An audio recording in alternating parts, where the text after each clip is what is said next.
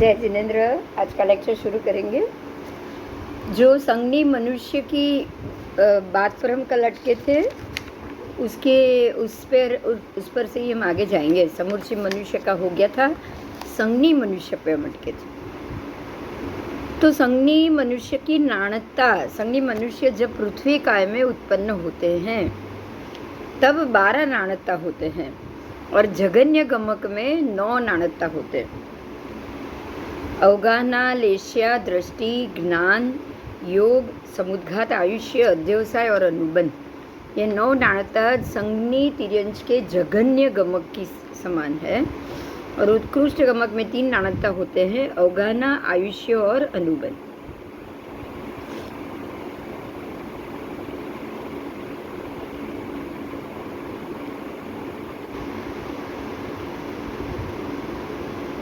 ये मनुष्य का हो गया कल। अब देवों की बात है। भवनपति देव जब पृथ्वी काय में उत्पन्न होंगे, भवनपति देव जब पृथ्वी काय में उत्पन्न होंगे। समूची मनुष्य, संगनी मनुष्य का आ गया। अब भवनपति देव।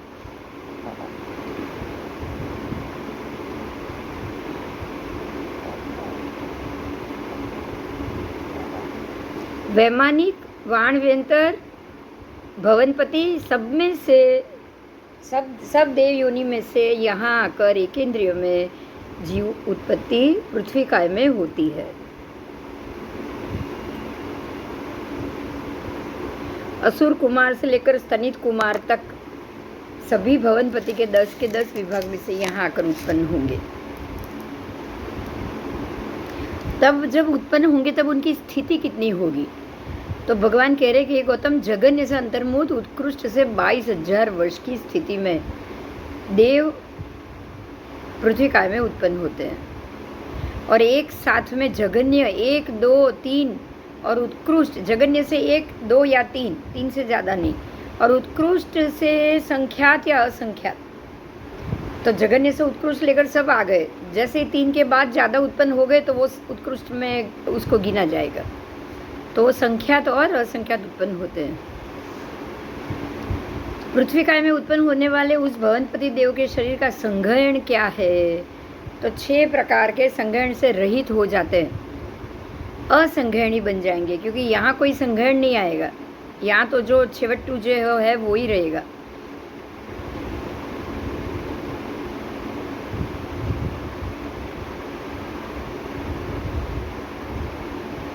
लेकिन इष्ट, कांत और मनोज्ञ पुद्गल उसके शरीर संघात के रूप में परिणमन होता है।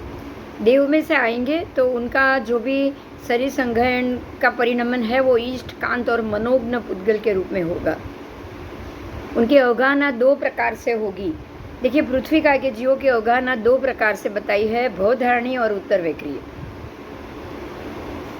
भवधारणी अवगाहना जगन्य से अंगुल के असंख्यात विभाग जितनी और उत्कृष्ट से 7 हाथ की होती है, भवधारणी। और उत्तर वैक्रिय शरीर की अवगाहना जगन्य से अंगुल के असंख्यात विभाग और उत्कृष्ट से 1 लाख योजन की होती है।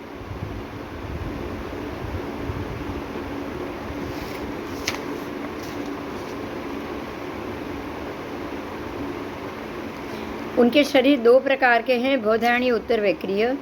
भवधारणीय जो है वो समचतुरस्र संस्थान वाला, और उत्तर वैक्रिय जो है वो अनेक प्रकार के संस्थान वाला होता है। उनको 4 लेश्या, 3 दृष्टि, ज्ञान 3 नियमा, अज्ञान 3 विकल्प से, योग 3, उपयोग 2, संज्ञा 4, कषाय 4, इंद्रिय 5, समुद्घात 5 और वेदना 2 प्रकार की होती है। ये देव की बात हुई है, ये पृथ्वी काय की बात नहीं हो रही। असुर कुमार देव की बात हो रही है, बराबर।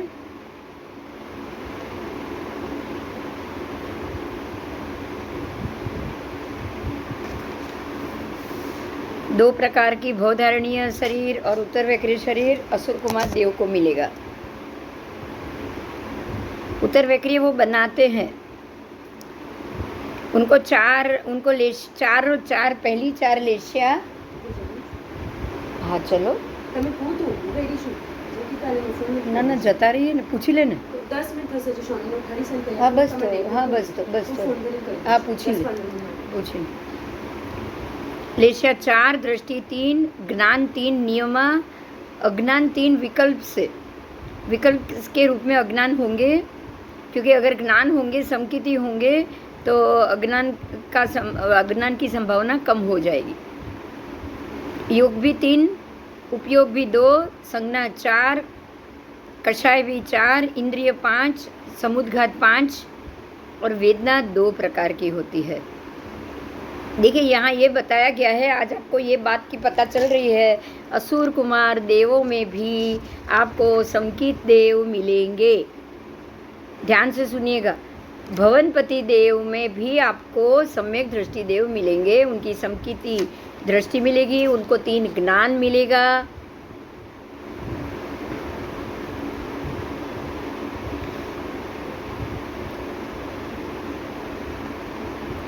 पांच समुद्घात मिलेगा.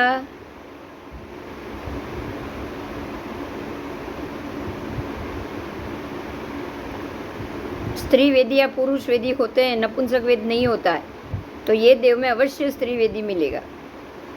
और उनकी जगन्य स्थिति 10,000 वर्ष, फर्स्ट नारके की जगन्य वही जगन्य इनकी भी. उत्कृष्ट अधिक एक सागरोपम.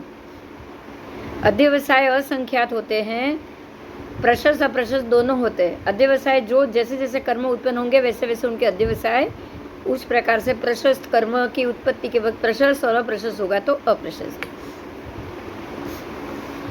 अनुबंध स्थिति के अनुसार संवेद भवादेश से 2 भव और काल आदेश से जगन्य से 10,000 वर्ष और अंतर्मुहूर्त अधिक. उत्कृष्ट एक सागरोपम और 22,000 वर्ष अधिक. इतने काल तक वो गमनागमन करेंगे. पृथ्वी काय से निकल कर वो जब देव बनेंगे तभी भी एक सागरोपम और 22,000 हो जाएगा, क्योंकि दोनों भव में इतना समय जाएगा. मध्य के 3 गमक, अंतिम 3 गमक, ये 6 गमक में असुर कुमारों की स्थिति के विषय में विशेषता होती है. शेष अधिक गमक की वक्तव्यता अनुसार लब्धि और काय संवेद हमको जान लेना चाहिए. संवेद में सर्वत्र 2 भव धारण करने और 9वें गमक में कालादेश से जगन्य और उत्कृष्ट साधि के एक सागरोपम में 22,000 वर्ष अधिक. इतने काल तक वो गमनागमन करेंगे. बराबर. जगन्य से भी 2 ही भव, उत्कृष्ट से भी 2 ही भव. ये है असुर कुमार का पृथ्वी काय के साथ काल आदेश. नाग कुमार देव पृथ्वी काय में उत्पन्न होते हैं तो कितने काल की स्थिति वाले उसमें उत्पन्न होंगे.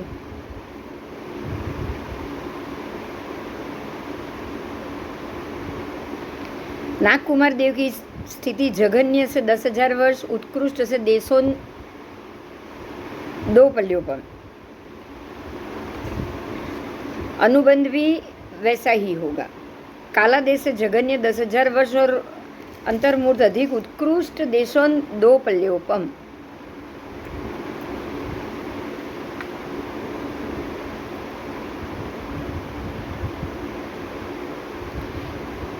बराबर. इस प्रकार से 9 गमक में, सभी गमक में असुर कुमार के गमकों की तरह ही जानना है, मगर काला देश और स्थिति अलग है. देखिए यहाँ ध्यान दीजिए, असुर कुमार देव में उनका जो काल है वो एक सागरोपम है, साधिक एक सागरोपम 22,000 वर्ष. लेकिन यहाँ पर मात्र 2 पल्योपम आएगा.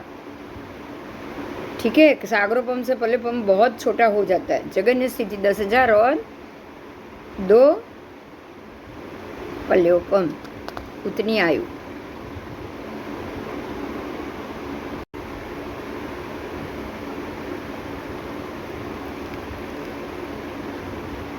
दस भवनपति देवों में पृथ्वी काय में उत्पत्ति संबंधी संक्षिप्त विचारणा बताई गई है.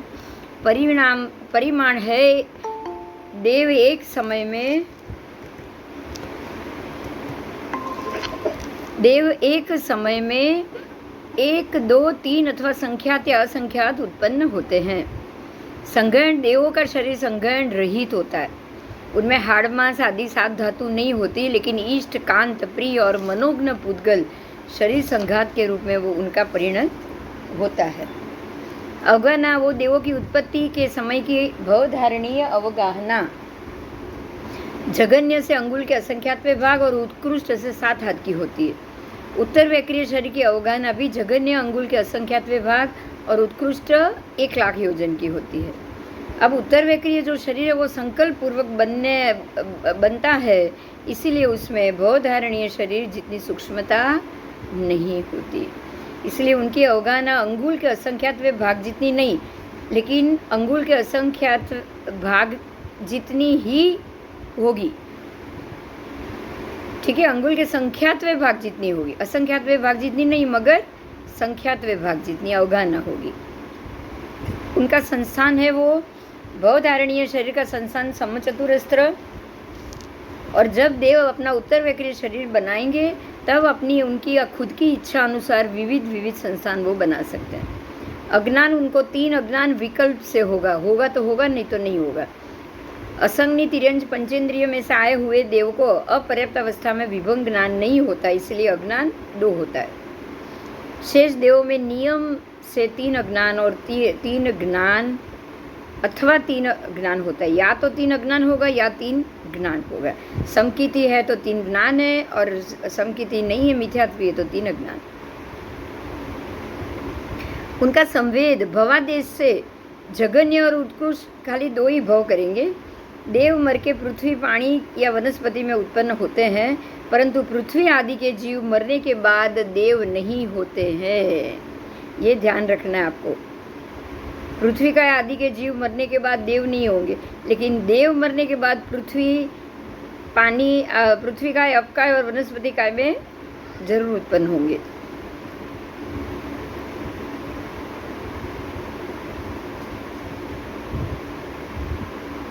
असुर कुमार की स्थिति है जगन्य से 10,000 वर्ष, उत्कृष्ट से 1 सागरों पर, और पृथ्वी का की स्थिति है जगन्य से अंतर्मुख और उत्कृष्ट से 22,000 सागरों पर। तो ये 9 प्रकार के इनके यहाँ गमक बताए गए हैं, उसी में हमको ये इतनी आयु समझ लेनी चाहिए। नाणकता 4 होता है। कोई भी स्थान में, औदारिक के कोई भी स्थान में आए, जब औदारिक के कोई भी जाति में या गति में प्रवेश करके जन्म ले, तब उनका 4 नाणकता होगा। जगन्य गमक होगा तो 2 नाणकता होगा। पहला नाणकता है आयुष्य 10,000 वर्ष का ही, और अनुबंध आयुष्य के अनुसार। जगन्य गमक में कोई उत्कृष्ट आयु नहीं होता है, तो उत्कृष्ट गमक में 2 नाणकता होंगे, और आयुष्य स्थान के अनुसार उत्कृष्ट होगा तो अनुबंध आयुष्य की तरह होगा। तो इस प्रकार से कुल 4 नाणकता देवों में होगा। अब वाणव्यंतर देव की बात की है, ये हो गया आपका भवनपति का। लेकिन अब वाणव्यंतर देव की बात है। वाणव्यंतर देवों का पृथ्वी कायिक में उत्पत्ति।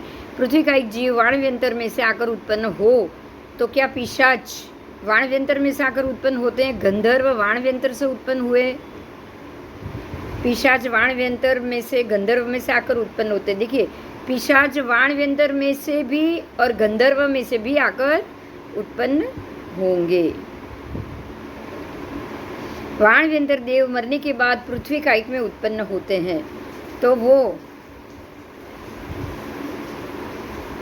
असुर कुमार की तरह 9 गमक, स्थिति और कालादेश भिन्न लेकर आते हैं। उनकी स्थिति जगन्य से 10,000 वर्ष और उत्कृष्ट से 1 पल्योपम की होती है।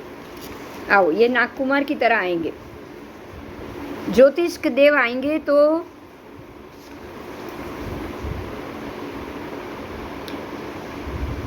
तारा, चंद्र, ग्रह, सूर्य, नक्षत्र, तारा, 5 ज्योतिषों में से यहाँ आकर उत्पन्न होते हैं पृथ्वी काय में। ज्योतिषी मरने के बाद जब पृथ्वी काय में उत्पन्न हो, तब 3 ज्ञान अथवा 3 अज्ञान, लेश्य मात्र 1 ही तेजोलेश्य, 4 लेश्य नहीं मिलेगी इनको, मात्र 1 तेजोलेश्य, पर 3 ज्ञान अथवा 3 अज्ञान, या तो 3 ज्ञान अंदर पड़ा होगा या 3 अज्ञान। नियम उनकी स्थिति कितनी? तो जगन्य से पल्योपम का 8वां भाग और उत्कृष्ट से 1,00,000 अधिक 1 पल्योपम, या तो 1 पल्योपम का 8वां भाग, नहीं तो 1 पल्योपम से 1,00,000 वर्ष अधिक, उतनी उनकी स्थिति होगी। આવ્યું છે એટલે કંઈ નહીં, હમણાં ત્યાં સુધી તો પૂરું કરું છું. चलो, तो ज्योतिषी देवों में एक ही है तेजोलेश्या, 3 ज्ञान अथवा 3 अज्ञान नियम, मतलब सम्यकदर्शी भी यहाँ जाते हैं तभी उनको 3 ज्ञान होता है. ज्योतिषी देवों में असंज्ञ तिर्यंच पंचेंद्रिय उत्पन्न नहीं होते, बराबर. इसीलिए 3 अज्ञान की विकल्प की संभावना नहीं होती है. सम्यक दृष्टि को 3 ज्ञान और मिथ्या दृष्टि को 3 अज्ञान. तो यहाँ सम्यक दृष्टि भी ज्योतिष में उत्पन्न हो सकते हैं, मिथ्या दृष्टि भी उत्पन्न हो सकते हैं. स्थिति पलेपम के 8वें भाग जितनी तारा विमान के देव देवी और उत्कृष्ट से 1 लाख वर्ष अधिक एक पलेपम चंद्र विमान के देव की होती है. वैमानिक देवों की पृथ्वी काय में उत्पत्ति. अब ये आपके ज्योतिषी देवों का हो गया, अब वैमानिक देव की बात आई. तो वैमानिक पृथ्वी का एक जीवो वैमानिक देवों में साकर उत्पन्न हो तो कल्पोपन्न वैमानिक देवों में साकर उत्पन्न होते, कल्पातीत में से होते नहीं है. ये ध्यान रखना. 12 देवलोक तक के ही देव यहाँ आएंगे, उसके ऊपर के अनुत्तर विमान और 9 ग्रह वाले देव पृथ्वी काय में नहीं जाते, बराबर.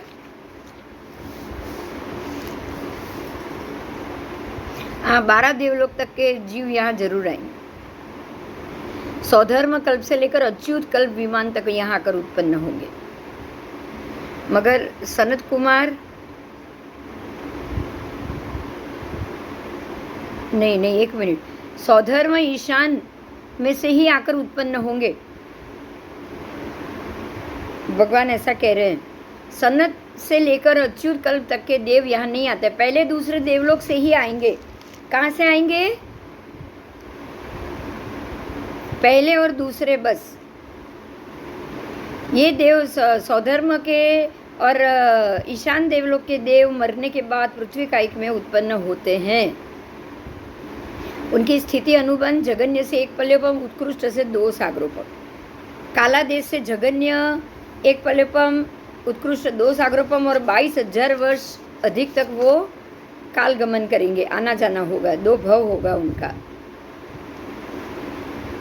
ईशान कल्प में से देव मरने के बाद पृथ्वी कायिक में उत्पन्न होते हैं. 9 गमक उनके भी बताए गए हैं, 1 पल्योपम, उत्कृष्ट अधिक 2 सागरोपम. देखो, ईशान देवलोक दूसरा है तो वहाँ से इनकी यहाँ आयु बढ़ जाएगी, तो यहाँ 2 सागरोपम की आयु ईशान देवलोक में.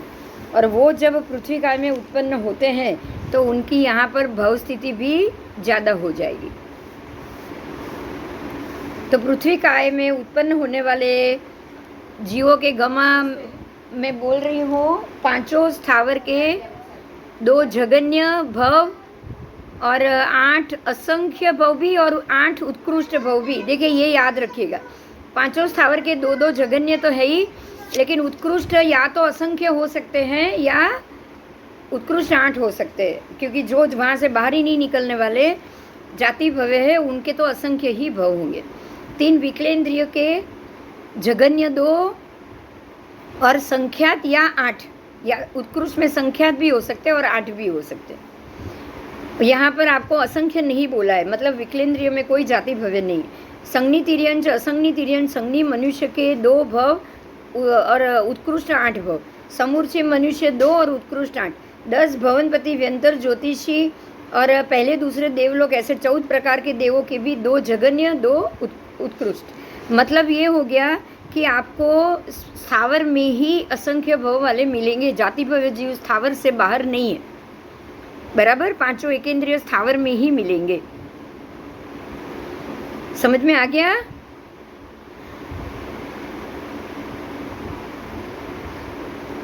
तो खास ये भव, बाकी नाणकता और वो तो उसके सबके अलग अलग आएंगे, लेकिन भव परंपरा हमको बहुत अच्छे से इनकी याद रखनी है. तो ये हो गया आपका पृथ्वी काय का. अब काय का हम कल करेंगे, बराबर. चल, जय जिनेंद्र.